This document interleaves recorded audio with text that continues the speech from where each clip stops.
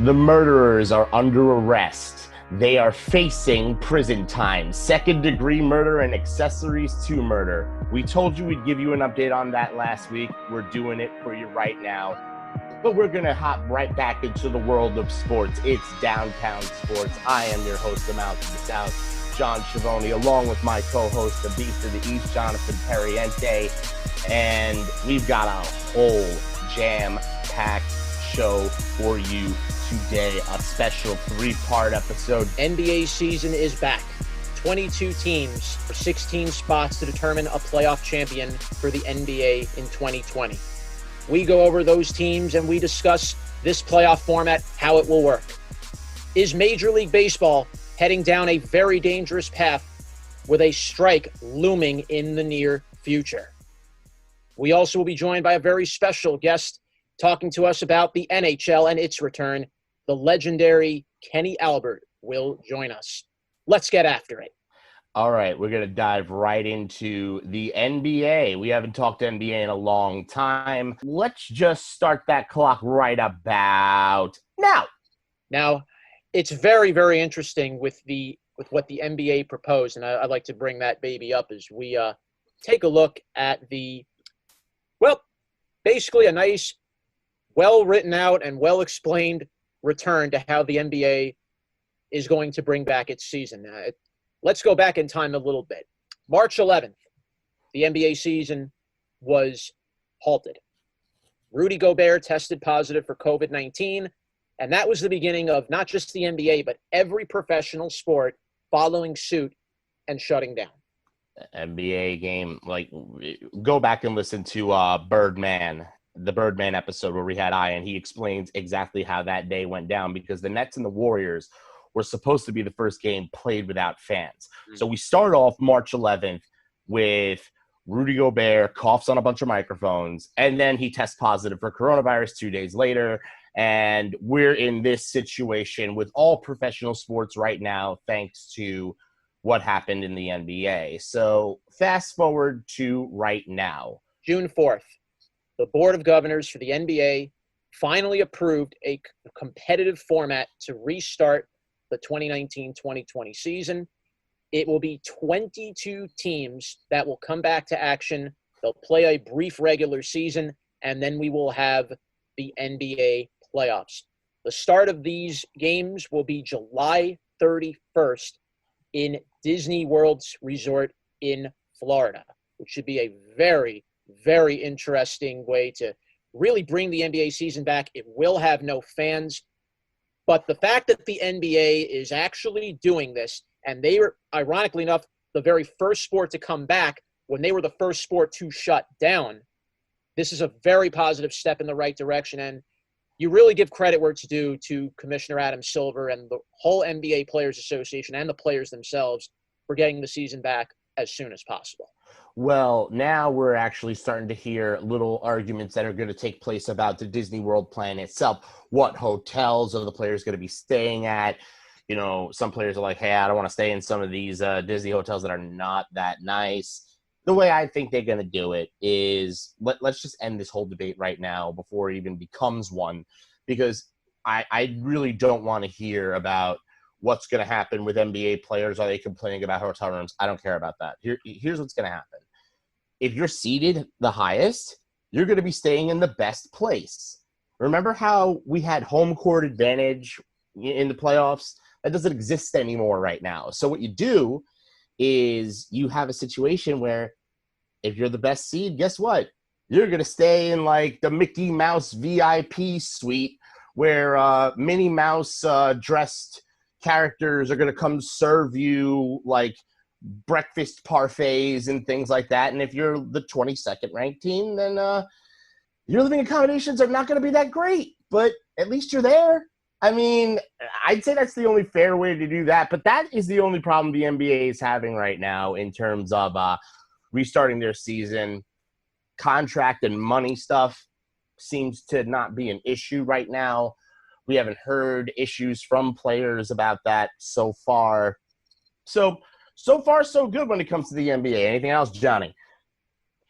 So the 22 teams that will return, just for those that don't remember, 9 will be in the Eastern Conference. 13 will be in the Western Conference. And they're the following.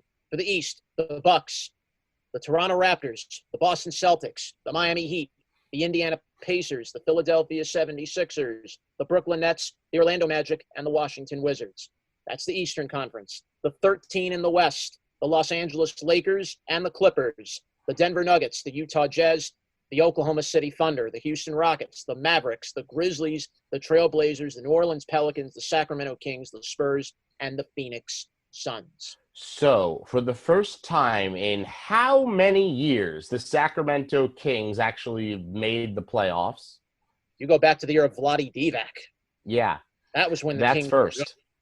That's first. That's a shocking thing. The second thing is I now, thanks to you telling me all the teams that remained, have figured out why the NBA came up with this plan. Yeah. They have, I'll tell you why. You want to know? It's real easy. Please. They promoted Zion Williams so heavily in the draft. They promoted him so heavily all season long. I have not seen this much hype behind somebody that was drafted number 1 overall since LeBron James.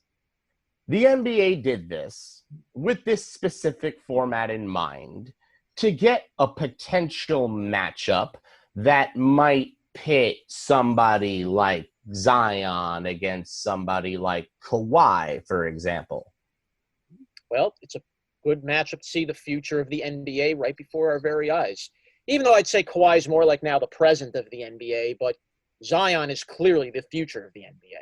Yeah, and well, at least that's what the NBA marketing team had told us for about, a good year? Yeah. Not that we've seen any real proof of that on the court yet. I mean, look, when Zion came back, the Pelicans have played much better, but, look, Jeremy Lin had a great half a season, and look what happened to him. Zion has a very real presence about him. He's 6'7". He's 260-plus pounds. Not your average typical basketball player. Like LeBron is a good 250 built guy at 6'5". Zion can get to about that type of athleticism of LeBron. Oh my goodness. Yeah, that would be amazing to see. But this is why the NBA did this. The NBA did this to put Zion Williams in the playoffs. Zion needs to be there because if you've promoted him this much and you now have a cockamamie format system that you have to come up with because there's about 20 games that the NBA is not going to finish playing this year in the regular season, you got to give teams that are on the bubble a chance at this entire thing. So you know what you do? If you're going to do that and you're going to give teams on the bubble a chance, make it so that you can get that number 1 rookie draft pick that you put so much money into commercials and promoting, and Nike's spent a bunch of money promoting this guy already. He's got endorsement deals that somebody his age generally wouldn't believe.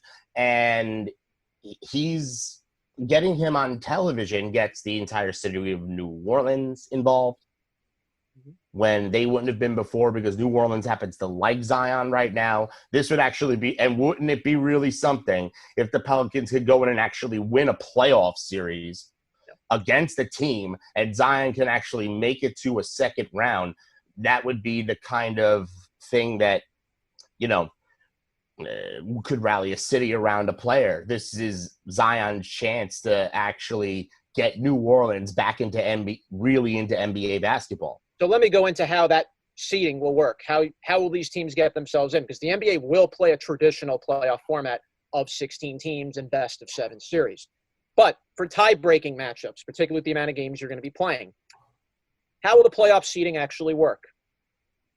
So the teams in each conference with the best records, the 7 teams, regular season and seeding, and they're also going to play seeding games to really determine who will get the number 1, 2, 3, 4, 5, 6, 7, and 8 spot. They will play games in each conference. The best records, regular season and seeding games would clinch a playoff spot. And the usual tiebreaker scenarios would be in place for those seeds as well. The 8th seed could come down to a play-in tournament. Now, what is a play-in tournament? If the team with the 8th best record in its conference has more than 4 games ahead of the team with the 9th best record, they won't play a play-in.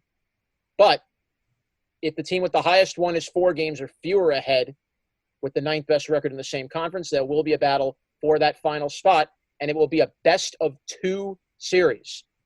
The number 9 team would have to win 2 head-to-head matchups to take the 8th spot. So kind of get where we're going here. So for that last seed that really wants to earn that spot, they're going to have to go up a mountain and back down that mountain to get themselves in. So what teams are we looking at in what particular situation? How do we stack up right now? I know because after the Magic, nobody else is really in the East that could even qualify, so they're not going. But the West is a gigantic mishmash of teams. You're going to have 5 teams that are going to go to Disney and go home real, real quick. Yeah. Right now, as we look at the West, the Grizzlies currently at this point in the regular season with 65 games in have the 8th spot. The Blazers are roughly about 3.5 games behind them. The Pelicans are 3.5. It's actually a 3-way tie. The Kings, Pelicans, and Blazers all are 3.5 games behind for that 8th and final spot. So right now, if the playoffs were to begin today, this is the matchup we got here. Number 1 against 8, the Bucks and the Magic, the Pacers and the Heat, the Celtics and the Sixers, the Nets and the Raptors, the Lakers and the Grizzlies, the Jazz and the Thunder, the Nuggets and the Rockets, and the Clippers and the Mavericks. So now the only question I really have, I mean, because honestly, at this point, I don't see the Wizards doing anything. So the East is pretty much set. I think we're looking at exactly what we're going to see in the East. You're going to see Milwaukee, Orlando. You're going to see Brooklyn and Toronto, Boston, Philly, Indiana, Miami. That's a great lineup for a round 1 playoff in the East. All of those series are going to be pretty decent to watch, save Milwaukee and the Magic. If Kyrie does come back or if Durant's blowing smoke, 2-7 is always going to be interesting depending on who's playing and who's not. And I don't care what Kevin Durant says, you don't know until it happens. Well, Durant's saying he's rushing himself back. He's kind of taking the approach of, I'm going to let myself heal. I'm not going to rush myself like he did in the past. No, I completely agree with him. He blew out his Achilles and lost 1.5 years of his career. So, I mean, it's just about nuts what happened with him. So he's not going to risk himself again. The thing that you're going to see, though, maybe Kyrie Irving comes back. Maybe they actually finally have some synergy.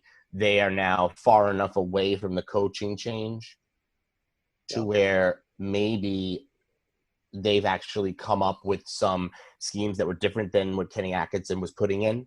Maybe you'll see a new look next team. Who knows? Now in the West, let's check out all of those teams that are still in. If we could just bring that up really fast. Yeah. So the teams that you really are looking at, 1 through 7 are set. So Memphis, Portland, Pelicans, Sacramento, and the Spurs and the Suns. So you pretty much have a situation where 8 through 12 are pretty much in a similar position to each other. I mean, Memphis has a sizable lead over everybody else, but that doesn't mean that these teams can get themselves back. Other teams can't get themselves back into contention. New Orleans was playing well before the season ended. Portland was on a downward turn. So I expect them to keep falling. So the teams that I would really see battling it out for that 8th spot would be the Pelicans and the Grizzlies. I would never single out Popovich. He knows how to click a Spurs team into action when they have to. So don't think this layoff didn't help the Spurs either. Oh, I'm not saying no at all. I mean, the only problem I would see with the Spurs right now is just talent level's just not there in comparison to the other teams. I mean, look at Portland, look at New Orleans, look at Memphis, and look at San Antonio. The talent level is just not – it just doesn't match. This will be a very interesting race, and I will not be surprised in the West if we see a play-in game between one of these remaining teams. I think we might get a play-in game of best. I think we're going to see play-in. We're probably going to see a play-in, and what the NBA is hoping is that number 10 New Orleans goes up above Portland and ends up in the 9th or the 8th spot. That would be honestly what they would love. And then they would love to see Zion actually get into the 8th spot. So then your round 1 matchup would be Anthony Davis versus Zion Williamson. And I would love to see. LeBron's the side piece. I want to see in that series. LeBron's the side piece. It's AD versus Zion. I want to see a battle if we can get to it. I want to see a battle, Ja Morant against Zion. I want to see the top 2 draft picks in a playoff go one-on-one against one another. That'd be great. That'd be great. But, oh, my God, could you imagine the drama in that series? Even though LA is just going to steamroll the Pelicans, that's only half the point. The other half of that point is, here's the Pelicans, the same place that AD was at, the same place that was the 8th seed when AD was there, his brainchild. is now back in the playoffs in the 8th seed without their star, who, if they actually listened to the way that he spoke about the team, felt that if he wasn't there, they would have been a bottom-of-the-barrel team. So if New Orleans makes this top 8, imagine this. It will literally make Anthony Davis look like a fool, a gigantic fool, because the Pelicans were right there. They were right there with him, and they're in the same spot now without him, and they actually might have got an upgrade. Shaping up to be a very interesting NBA return. The NBA Finals, by the way, if they go the distance, the last game of the season will be October 12th with Game 7 of the NBA Finals. We'll go more into this, and we're really going to look forward to the NBA upon its return. As we get closer to that return, we will go more into it. But right now, let's take a little break. When we come back, Kenny Albert, one of the best sportscasters in the business, covers all 4 major sports. He will join us. We'll be right back after this.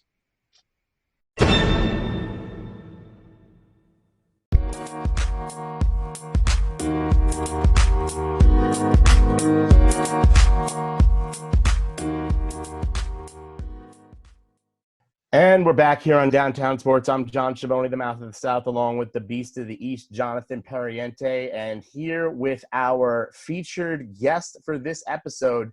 Beast, take it away. It's taking you a long time to get this man on from what you've told me. Oh, my goodness. 7. After 7 long years, we have a very special guest joining us, and I'd like to kind of get into it like this before we get in. Let's kind of go back a little bit. Sports are now finally returning. COVID-19 is now beginning to dissipate. As sports are now beginning to slowly return, we're pleased to welcome here today someone that knows sports all too well. He's been calling it for a long time, and not just for one of them, but for all 4 major professional North American sports. You can see him regularly on Fox for MLB baseball on Saturdays. You can see him for football on Sundays on Fox, NBC sports coverage for the NHL and the Stanley Cup playoffs, the radio voice on MSG for the New York Rangers, and you can also see him on the MSG network for the New York Knicks on TV. We are pleased to be joined today by the legendary Kenny Albert. Kenny, a pleasure to have you on Downtown Sports. How are you doing today? I'm great, guys. Thanks for having me on. That was quite the introduction. Hopefully both of you and your families and all the listeners are doing well and staying safe. Absolutely. We are, and I hope everybody is as well. I want to start things off here, Kenny, right up to the point here. Now that COVID-19 came along, 3 months, no sports. Now they're beginning to slowly come back. How were you able to ramp yourself back up, getting back into that sportscaster's mode? And is there something from your past kind of that helped you prepare you for a situation like this if there was a long lull with no sports? Well, it's certainly been a surreal and bizarre time for all of us. As we speak today, this is day 90 since I last worked an event back on March 11th, the Rangers-Colorado Avalanche game in Denver.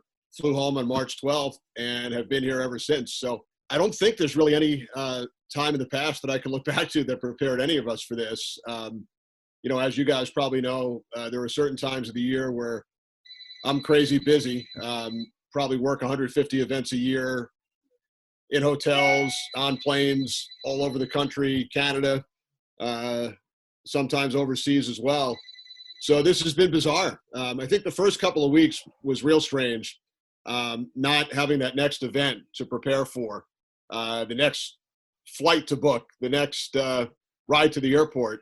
But I think after a couple of weeks, we all fell into a routine. I know on my end, it's meant a lot more family time, which has actually been a positive, I'm sure, for a lot of us during this stretch. I've gotten some cleaning and organizing done around my house that probably hasn't been done so thoroughly in 20 years, with things piling up, newspapers, books, media guides, tapes, DVDs, all that stuff.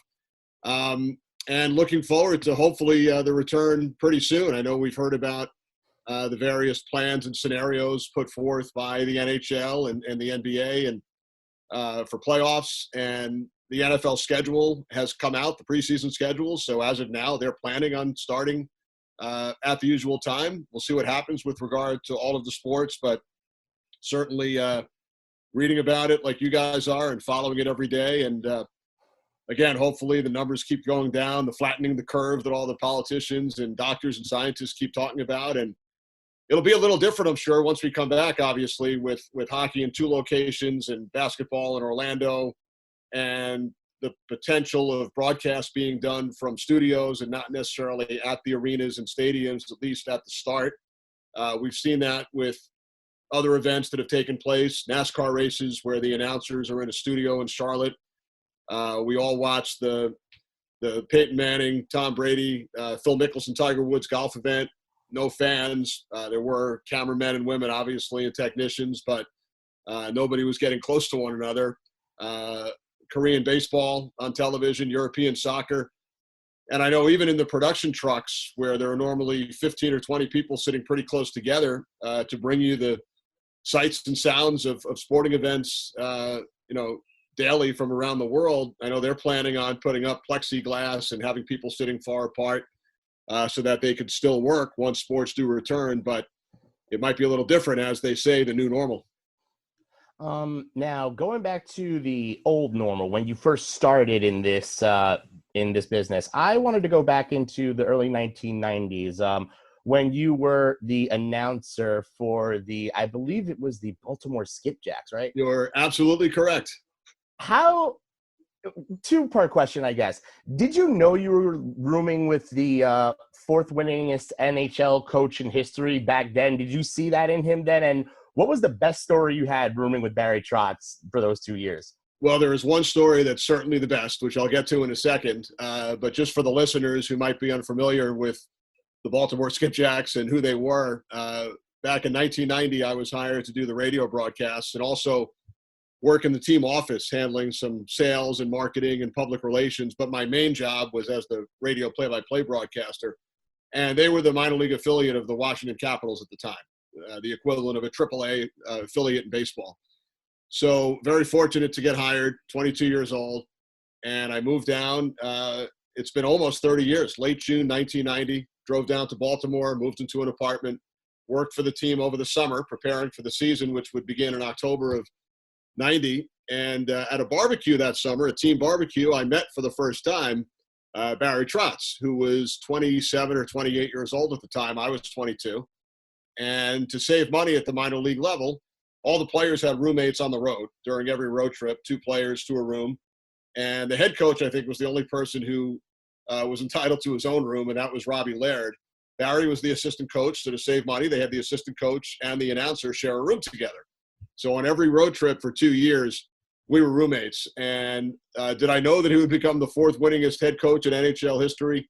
Certainly not. I'm sure he would have said the same thing.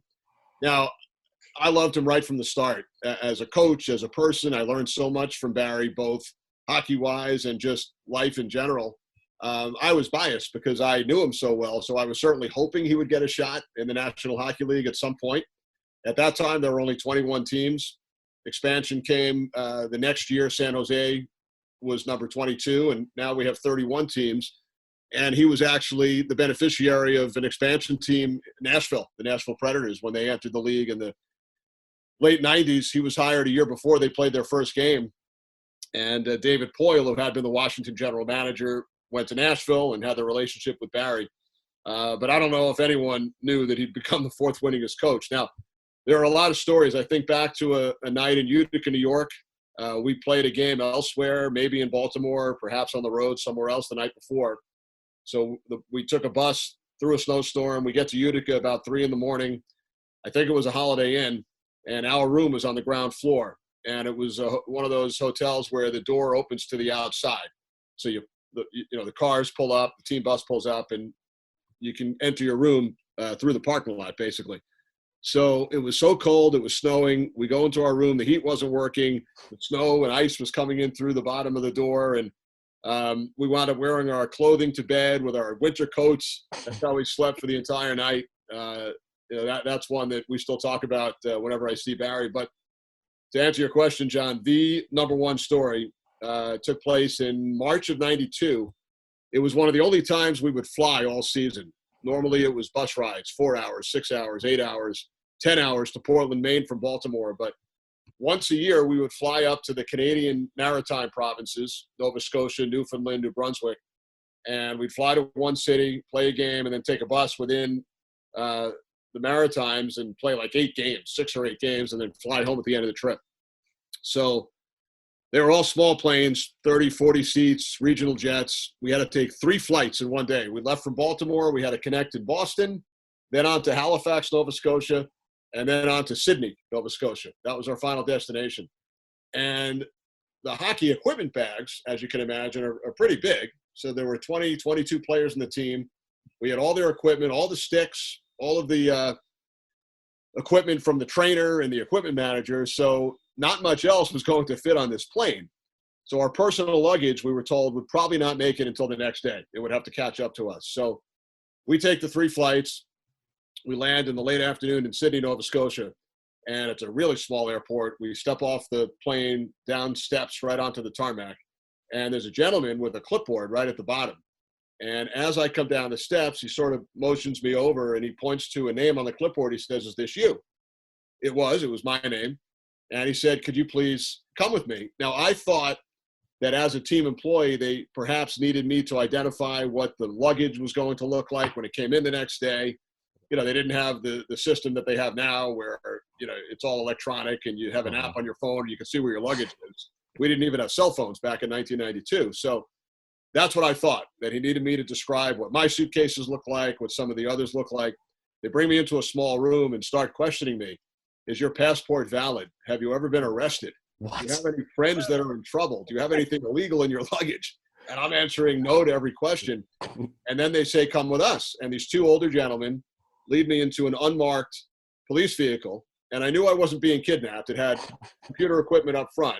It was a legitimate police vehicle. Oh, man. And they put me in the back seat, no handcuffs or anything like that. And they start driving around, and they continue to ask these questions similar to what they had been inquiring about inside. And I'm not thinking to myself that maybe this is a setup, practical joke. I know I didn't do any of the things they're asking, so I have no idea what's going on. Finally, after about 15 minutes, they pull up to what looks like a hotel. And they said to me, "We have one final question. Do you know Jimmy Wiseman?" Jimmy was the security chief for the Washington Capitals and the Skipjacks. And I knew him, and we all knew him. And he set the whole thing up through his brother, who was a policeman up in Sydney, Nova Scotia. And it was a practical joke that they would pull on somebody every year. And what had happened was a couple of months earlier, I interviewed Barry Trotz before every game, Barry or Robbie Laird, our head coach, into my tape recorder for the pregame show on the radio. Mm-hmm. Barry said something that came out a little wrong. He flubbed a word or two, and it sounded funny, whatever it was. And I didn't play it on the air, but I made the mistake after the game of playing that tape for a couple of the players. And word got back to Barry, and they were all laughing about it. And Barry said, "Don't worry, I'm going to get you back one day." And he filed it away, and he got me back by pulling that prank, the elaborate prank of having me, quote, arrested once we landed in Sydney, Nova Scotia. But we joke about it to this day. Anytime I see him, if I'm working one of his games, he loves retelling the story when there's a big group of media folks around, and it never gets old, even 28 years later. Yeah, wow. No, that's insane. That is completely insane. John, I just can't. I had a question to follow, but I can't. Go ahead. Well, I have one. What's even more insane, I think, is going to be this one. And Kenny, moving further down the timeline a little bit, the number 12 was a very significant number I want to bring up here. For 12 days, Kenny called games on the 13th, Albert rested.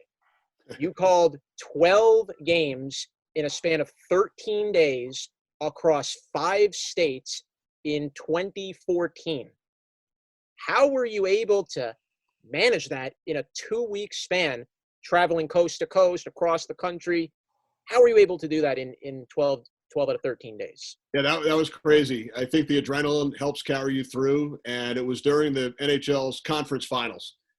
And that year, NBC, for the first time, asked me to work the Western Conference Final Series, which turned out to be a tremendous series between the LA Kings and Chicago Blackhawks. It went to Game 7 overtime in Chicago, and LA wound up winning that game.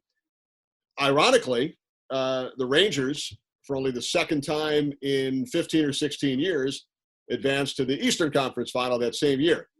And I do the Rangers radio broadcast, as you mentioned. So now I have 2 different employers, MSG, Rangers Radio, and NBC Western Conference Final. And the good news is the NHL schedules the games during the conference final every other day. So they never play on the same night or the same day.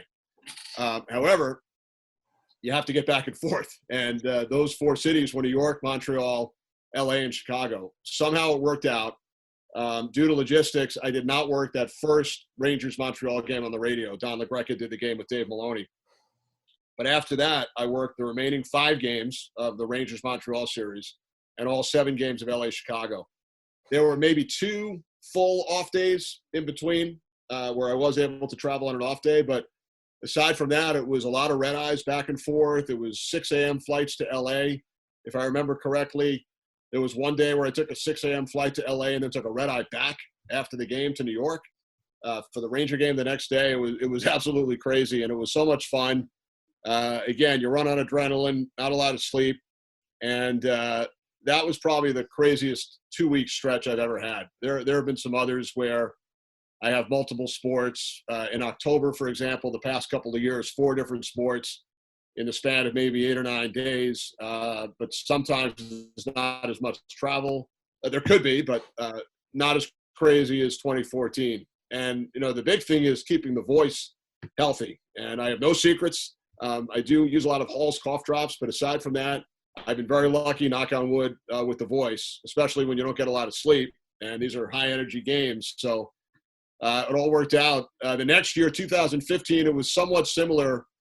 Fewer games. I think I worked 3 games of the West Final that year in Anaheim. And then the Rangers, Tampa Bay in the conference final. It worked out to be about 8 or 9 games. So it was similar with the coast-to-coast travel. And I remember working a triple overtime game in Anaheim. Marcus Kruger scored for the Blackhawks and made it to the morning skate in Tampa the next morning somehow. Now, the key to that trip was the games in Anaheim started at 5 or 6 o'clock because it was 8 on the East Coast for television purposes. So even a triple overtime game probably ended at 10:30 or 11, and I was able to catch the flight at midnight or 12:30 a.m. All right. And just to follow up on that, you said it's like Hall's cough drops, but then how do you go through that whole period with no sleep? I know the adrenaline, but then you got to remember all this stuff. I've seen you in other interviews come out with like stacks and stacks of paperwork. How are you doing all of the stacks of the paperwork, the prep for the game while flying red eyes? It's not like you're getting sleep on the plane, Right. Normally during the regular season or early in the playoffs, I think it's a lot crazier as far as the prep. If I have 4 sports in October in the span of 7 or 8 days, yes, it's a lot of prep, and I try to get a lot of it done on planes and in cars and in hotel rooms, et cetera. But during the playoffs, John, in the conference final, for example, believe it or not, there's a lot less prep because once you've done the prep prior to game 1 of a series, and then you're at every game, you're living it. So you're still keeping up. You're still reading all the articles that are written in both cities, and you're going to practices and listening to players and coaches and press conferences. But once you prepare for the series, there's not as much prep because you've done it already, and then you're living through all the games. So that actually makes it a little bit easier during times like that. In conjunction with the return to action for the NHL, Commissioner Gary Bettman announced a 24-team playoff tournament. So 12 teams for the Eastern Conference, 12 for the Western Conference. I wanted to get your thoughts on what you think of this new format post-COVID-19 and really giving teams that were on the outside of the playoff picture really kind of giving them a chance to compete. What are your thoughts on this 24-team playoff, and how good is this for the game of the NHL coming back from COVID? Yeah, I think it's a good idea. It's 24 teams as opposed to the usual 16. It's funny. Outsiders who don't necessarily follow hockey always say, "Oh, everybody makes the playoffs in hockey," but it's really not true. It's 16 out of 31. It's just under half. It's the same as the NBA, 16 out of 30. Now, back in the day, it was 16 out of 21, so that was a little bit different. But these days, half the teams normally do miss the playoffs, so it's not that easy to get in. But the 24-team system with the play-in round, I think it's fair because most teams had between 10 and 12 games remaining in the regular season. And the Rangers, for example, they had been 11 points out at the All-Star break, but were only 2 points out when the pause took place on March 12th. So they still had 10 or 11 games left. And there are other teams in similar situations, even 4 and 6 points out. You still have a shot. Teams get hot. So by keeping the extra 8 teams, some of the teams that work close to a playoff spot, it gives them an opportunity. And there will be 8 series during the play-in round, 3 out of 5, and then those 8 teams will advance, and the 8 teams get a bye, although they'll play for seeding, but they know that they're automatically in the first round, the top 4 teams in each conference. So I think it's fair, and it keeps the fans in 8 more markets with their eyeballs on the sport of hockey during the playoffs. Once they do start up again, all the games will be televised, whether locally or on one of the NBC channels. So we'll all keep our fingers crossed. I know they've talked about starting training camps around July 10th. Many teams over the last couple of days have opened up their practice facilities, and 6 players are allowed at a time on the ice and in the training facilities. So we'll see what happens as far as the potential dates. But if they do start training camp July 10th, hopefully they start the games in the 2 cities, the 2 hub cities, sometime in early to mid-August. I think that would be ideal at this point. I know the NBA's talked about an August 15th startup date, and we'll look forward to hopefully watching hockey and basketball throughout the summer and early fall. Speaking of watching sports, first off, we're here with Kenny Albert, if you're just tuning in, and I just wanted to thank you for coming on. And this will be the last question. We know we got to get you out of here pretty soon, but shifting sports to Major League Baseball and the fiasco that has been the negotiation between the owners and the players. Lots of people have opinions on it. I'm not going to try to go in on whose side are you on. The one thing I'm going to ask is, do you see a 2020 season happening, or are we seeing an impending strike considering what 2021 and beyond and the contract negotiations that are going to have to take place over the next couple of years? Right. I don't have any inside info. I just know what I read and hear like you guys. My personal opinion would be I would think they'll work it out at some point. I don't think anyone wants to not have a season. We've seen what work stoppages have done in the various sports, whether baseball back in 94, 95, and hockey when they've gone through work stoppages. Basketball back in 99, 2000, they missed a good portion of the season. They played a 48-game season. So, as long as it's safe and they come up with the guidelines following COVID-19, I would certainly hope that they do get things worked out because, even if one side doesn't like the terms and they don't feel like the terms are to their satisfaction, if you don't play at all, then nobody's making any money. The players are the owners. So I would hopefully be optimistic that they'll work it out. I know it's a little tougher when you can't meet in person and everything's over the phone or Zoom meetings or via email or some other technology, but let's keep our fingers crossed. And how wild would it be if September comes and all of a sudden all 4 sports are going at the same time? NFL, baseball, NHL postseason, NBA postseason. How much fun would that be? And then you have some of the Triple Crown horse races and golf and some of the other sports as well simultaneously. Absolutely. Kenny Albert, broadcaster for all 4 major North American sports, voice of the Rangers. A pleasure to have you here today, and we are hoping and praying all sports will come back very, very soon, and we're beginning to see it slowly. Well, I hope so. And John, great to be with you guys. And let's do it again soon. Let's not wait another 7 years. Yep, let's not. We'll do it again real soon. Happy to come on anytime. Definitely. We'll have you back on real soon, especially once perhaps once these playoffs actually start getting running, okay? All right, you have my promise. Thanks, Definitely. Thanks so much. All right, that was Kenny Albert. This is Downtown Sports. We'll be right back after this.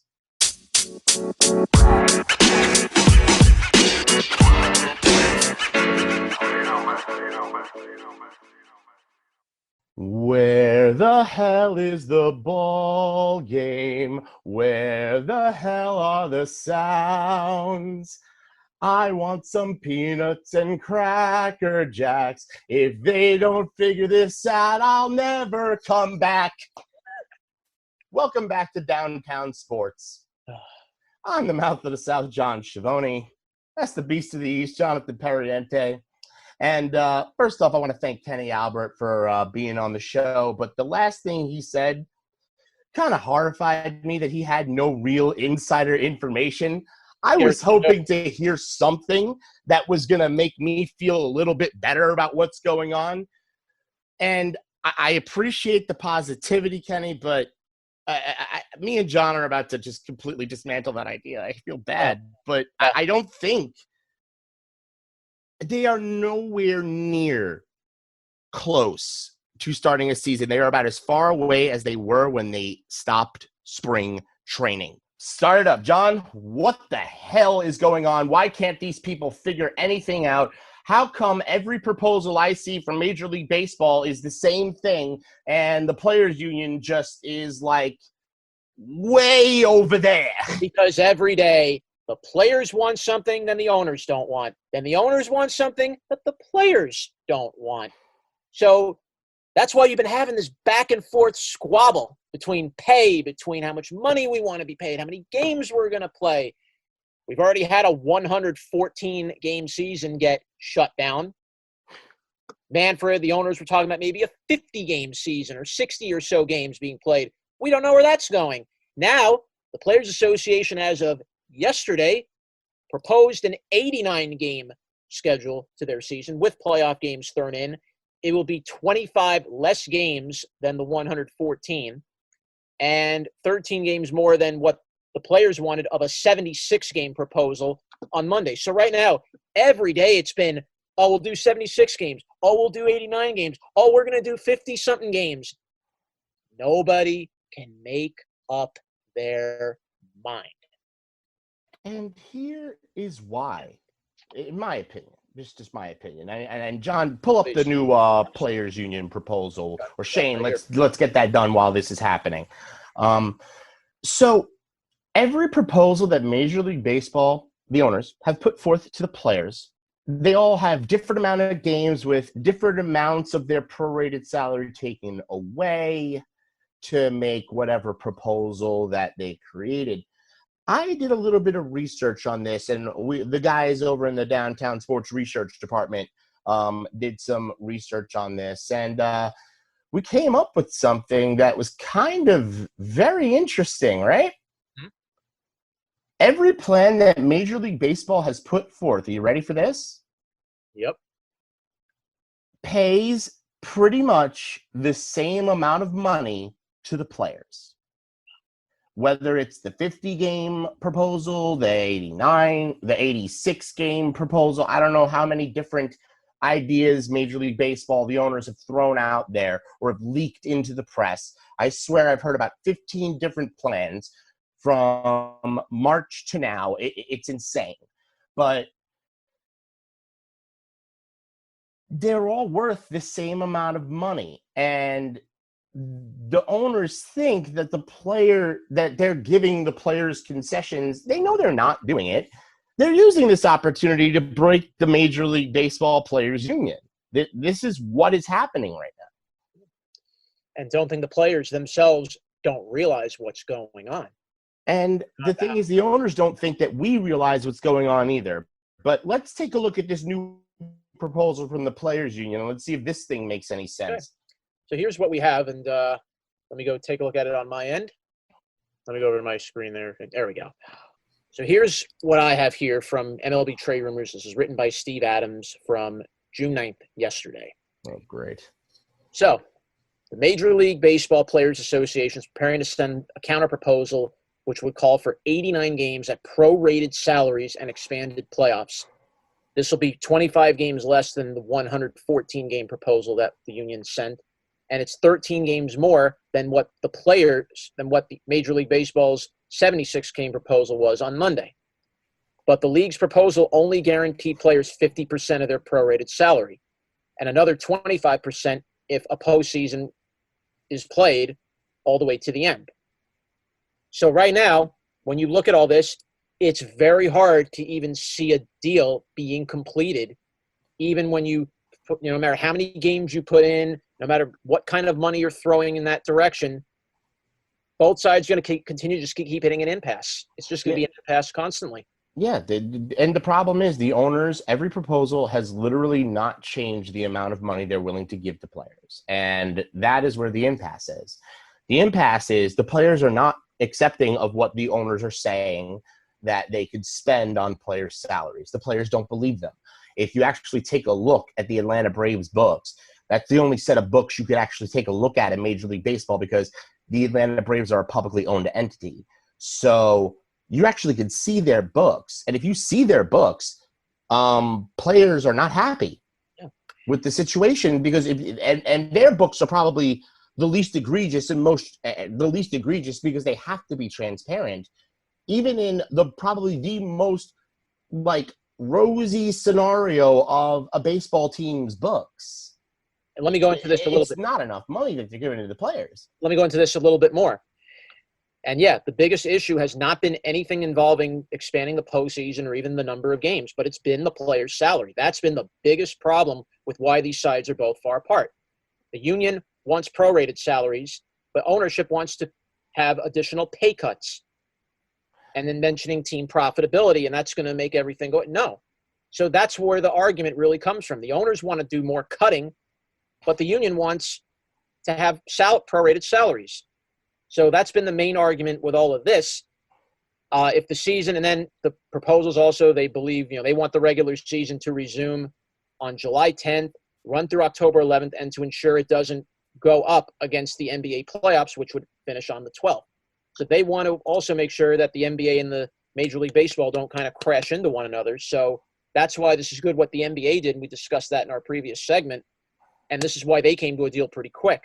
If neither side can come to an agreement on salary terms, it's becoming increasingly likely that Commissioner Manfred will just implement a 50-game season with prorated salaries. And I'm not sure if everybody's going to be happy about that, even to play 50 games. And the overwhelming majority believes there shouldn't even be baseball played. And to make matters worse, next year in 2021, after the season is over, the CBA expires. 1994 Major League Baseball had a strike. Remember what happened with that strike, guys? We were only 4 years old, I was, but we were old enough to remember the 94 strike from our life. I actually remember it pretty well. I remember I was 9. I was in the height of my being a kid and loving to go to Mets games, right? So as a 9-year-old, I was upset, why isn't there baseball? What they're all getting paid millions of dollars. I don't care. And then you see the people running onto the field after the strike was over in Shea Stadium with the signs up, greed, greed. And they were really going at the players here. But this is different. I think the world's changed a bit. I think we kind of understand a little more, or at least maybe the younger generation of sports fan might understand a little more, that what happens with these unions and what happens in these types of negotiations actually affects the rest of the world. Because if a powerful union like the Major League Baseball Players Association actually agrees to play for only 50% of their agreed contracted salaries, what in the name of God do you think companies would do to much smaller unions like the ones that normal people are involved in through their jobs?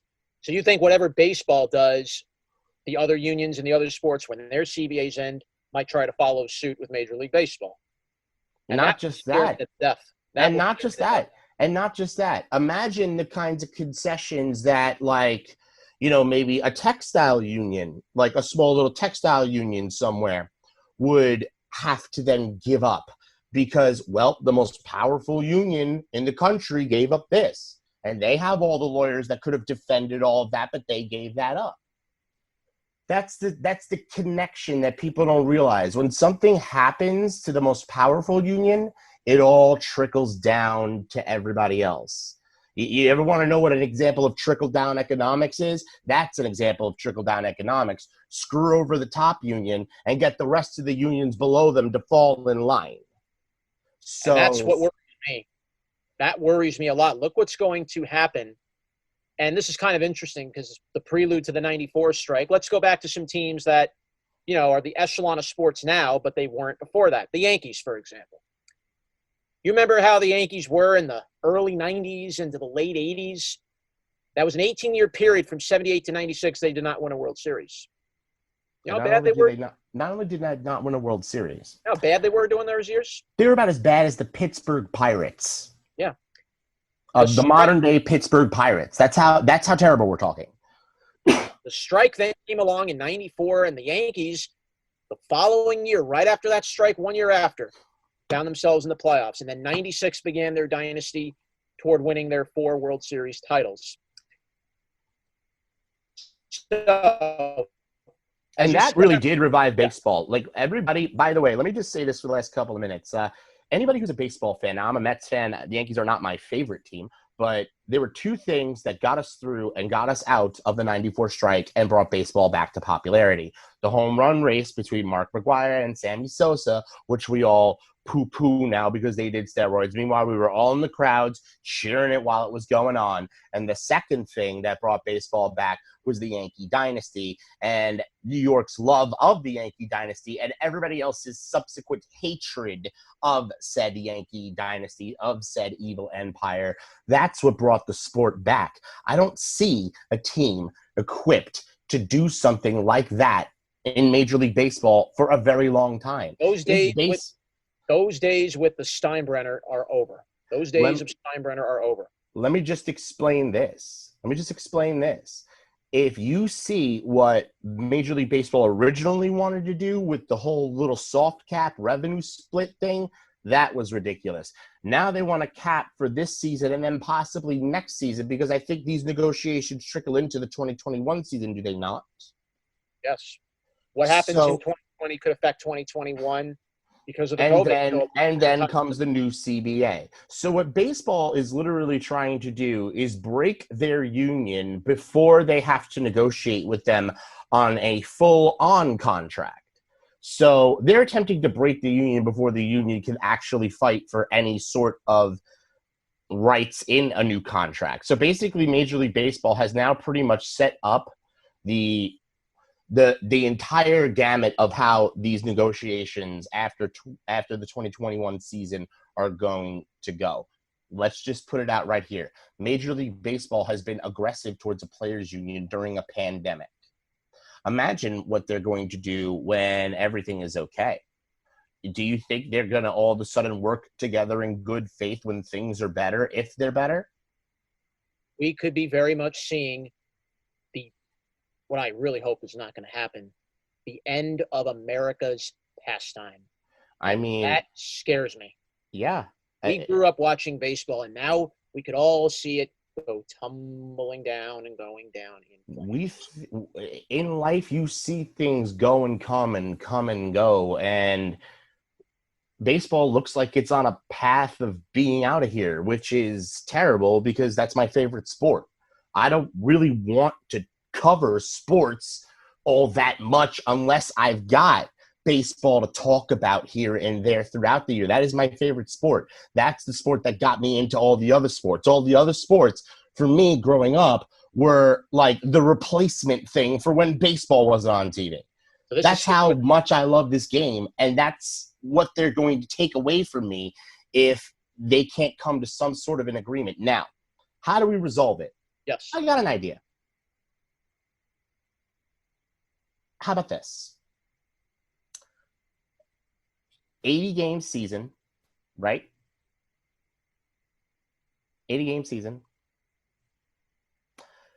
pay them 75% of their salaries and bump it up to 85% of their prorated salaries if they complete a full set of playoffs. You get to save some money. The players get a little more than what they were getting offered from Major League Baseball at this point. You have an 80-game season. You pretty much cut the season in half, and you move on. I think that's the only way. Major League Baseball has to give in on the money part a little bit. I'm not saying completely give them 100% of the salaries prorated. If the books don't work, the books don't work. But you got to believe that viewership is going to be up. You're going to make more money than you thought. The economy is bouncing back faster than people thought it would. So let's just stop the arguing and get baseball back on television. Let's stop the arguing and get baseball on TV for people to watch. Let's have sports again.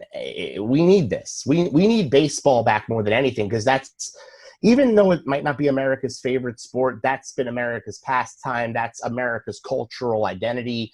It's a cultural thing for this country. And if we can't actually get millionaires and billionaires to agree to do something for all of us, then the entire sport's going to fall apart. Because it doesn't really matter which side you're on. I agree with the players, but it doesn't really matter if I agree with them or not. Doesn't matter if Beast agrees with them or not. Doesn't matter if anybody agrees with them or not. Because I don't care who's right or who's wrong if there's nothing on TV for me to see, if there's no baseball for me to watch. I don't care who's right or who's wrong. Y'all both are wrong if that's the approach you take. Look what's already happened to the minors. Look what's already happened in minor league baseball. They're not even going to play this year at all. They've already lost how much money from this COVID-19. And by the way, I will never attend an Oakland A's game. I will never buy Oakland A's merchandise. I will never deal with Oakland A's for any reason unless I'm professionally supposed to, because of what they did and how they are, I believe, the only team to not pay their minor leaguers this year. Good job. And on that note, that wraps up today's edition of Downtown Sports. We thank all of you for listening. I want to thank Kenny Albert for joining us today. I'm the Beast of the East, John Perriente, the Mouth of the South, John Schiavone. You can listen to our podcast on Spotify, Google Podcasts, Pocket Casts, Overcast, Radio Public, Anchor, Apple Podcasts, and Breaker. We are on every Tuesday, Wednesday with rants, full episodes. Please listen into Downtown Sports every single week. And for the Beast of the East, Jonathan Perriente, I'm John Schiavone, the Mouth of the South. I want to thank our support staff, Shane Sullivan, Chris DeLarge, Tony Manville. I want to thank Kenny Albert as well for coming on. We'll talk to you next week, guys. We're out.